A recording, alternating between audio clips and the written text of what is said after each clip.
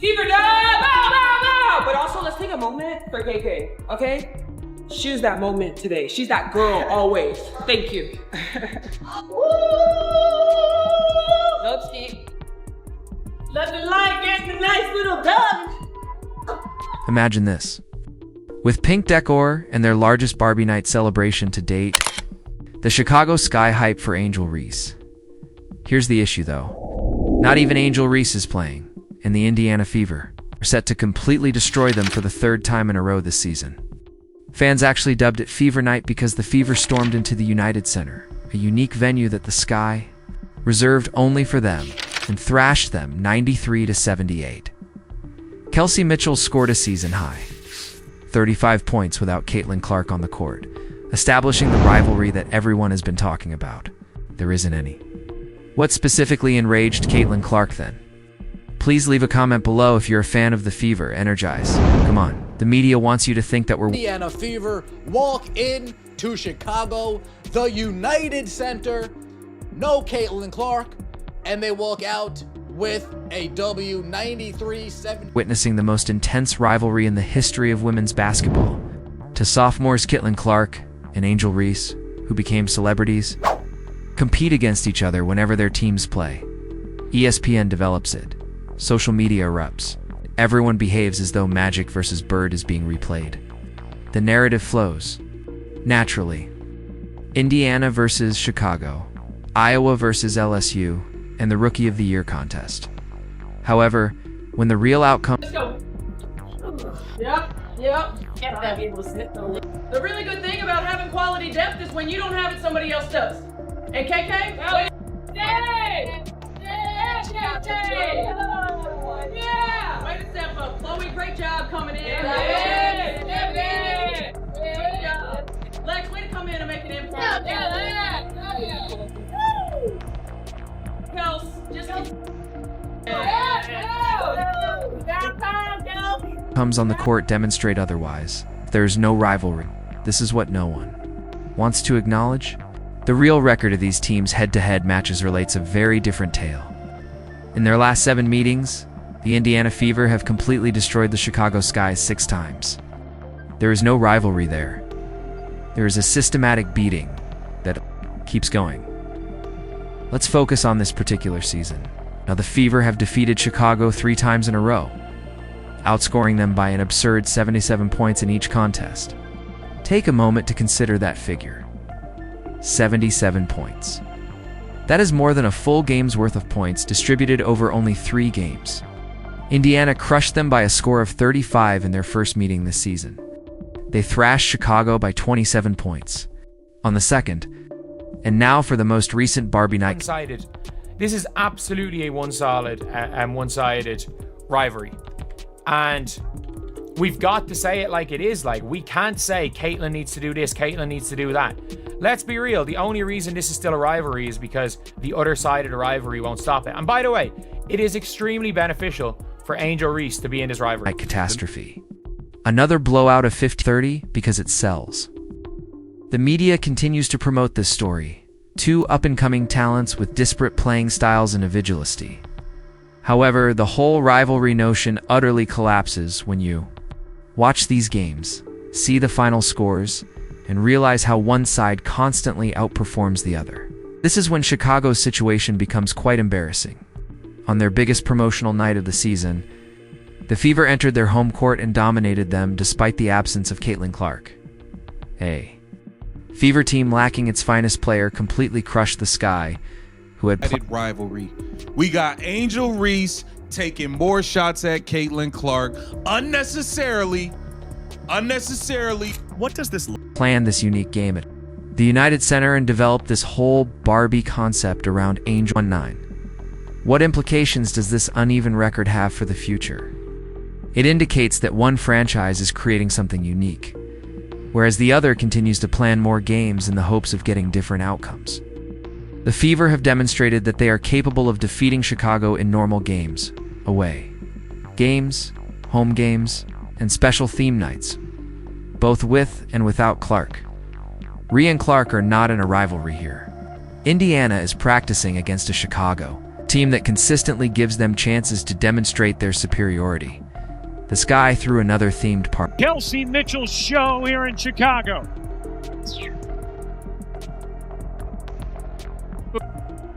Mitchell into the paint, able to lay it in. To Mitchell, she'll fire. You bet. Deflected, gets it back, and hits from three. See Mitchell for 7-3 of the day. Kelsey booked another United Center game against the Fever, and once again felt humiliated. Competitive. Balance does not exist there. That is one team continuously teaching another while everyone acts as though they are close. Knowing, thought she would have to shoulder the scoring burden in the absence of Caitlin Clark, Kelsey. Mitchell entered the United Center. Although the veteran guard has been dependable throughout the season, what transpired next... Put him in a ditch, and Michaela Timpson treating the Chicago Sky like a bunch of Simpsons. Oh boy, oh boy, oh boy. Kelsey Money Mitchell erupted today. Michaela Timpson continues to show every time you put her in the game, every time you give her some actual quality minutes, she will not disappoint. Next, cemented her place in the annals of Fever history. Mitchell shot an unbelievable 12 of 19 from the field and made 7 3-pointers in 10 attempts, exploding for a season-high 35 points. When your team needs you the most, that's 70% from beyond. This is where things start to get very unique. Mitchell did more than simply score. In doing so, she created franchise history. 6 of 10 shooting in the corner. Mitchell connects on a 3. Indiana needed that. It's a 2-point game. There's a chance that gets changed to a 3. Mitchell looking to respond, and does. Things tightening at United Center. Mitchell has it deflected, gets it back, and hits from 3. She became one of just 5 players in Indiana Fever history to record 35 points, 5 assists, and 5 3-pointers in a single game, joining Caitlin Clark in that distinction. Consider that exclusive group, never more than 2 players. Mitchell also just secured a slot on Chicago's bar. Mitchell's preparation was very beneficial. She worked with Chicago and cut it to 2. Poked away by Timpson. There's the deflection. Off to the races. Timpson finishes strong, forcing a timeout from Chicago. A 9-0 Indiana run, and the lead is back to 11. Michaela Timpson, the rookie, all season long, when she's gotten minutes here and there, has made the most of them. We've seen it on the offensive end. Then here, just getting her arms in the passing lane, the deflection, finishing a tough look. But Mitchell wasn't the football trainer throughout the off-season coach, emphasizing defensive back exercises to enhance her lateral movement and footwork.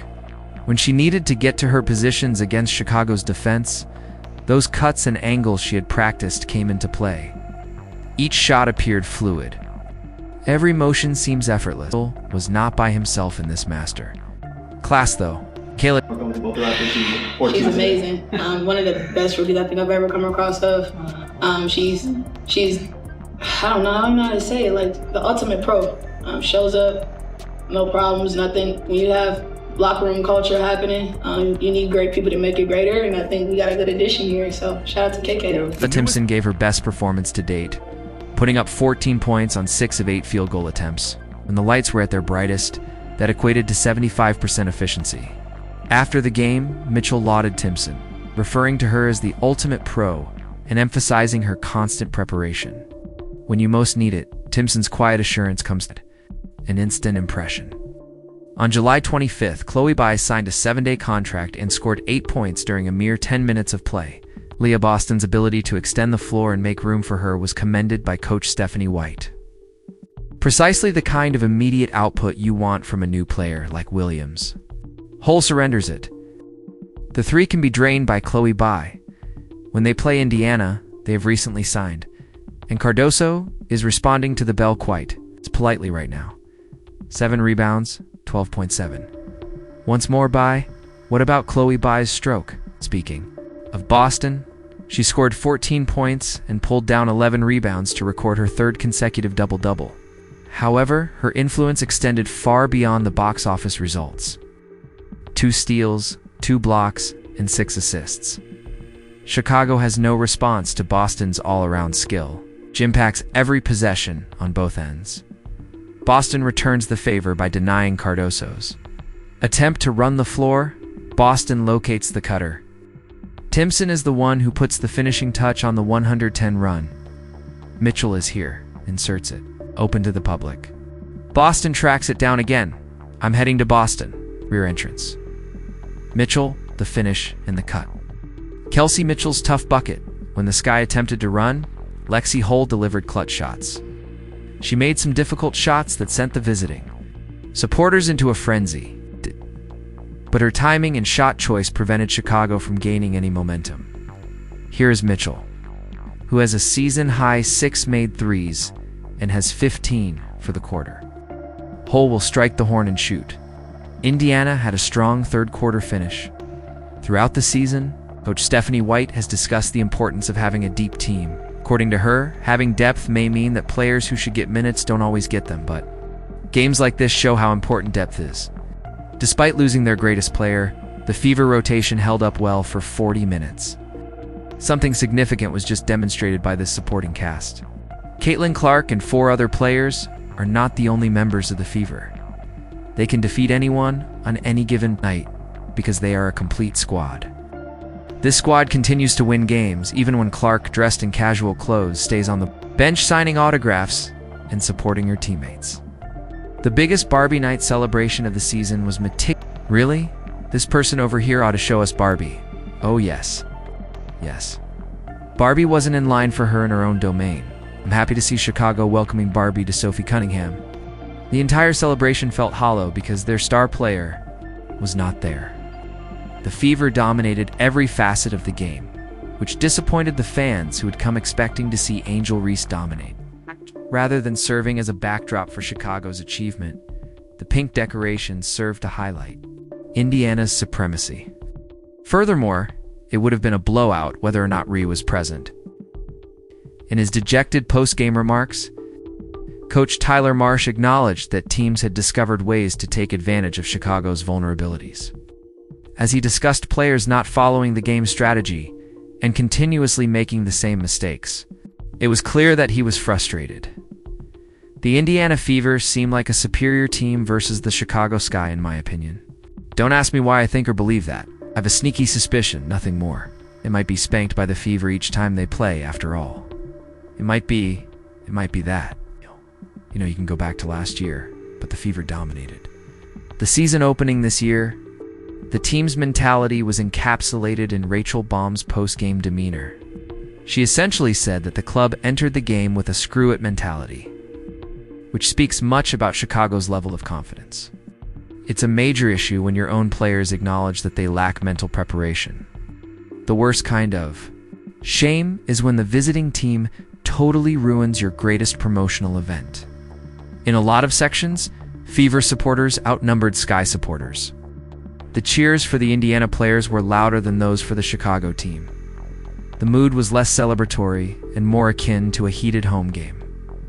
On social media, fans literally changed the event's name, and that moniker persisted all evening. Watching your own promotion turn into someone else's victory celebration here for Indiana is the worst feeling in the world. One thing we discussed the other day in New York is that Caitlin Clark knows a significant percentage of these supporters, which is something you simply must like about her in these games. They obviously won't be able to see her play, which is what they were hoping for. However, she makes a special effort to ensure that she signs one autograph after another before the game.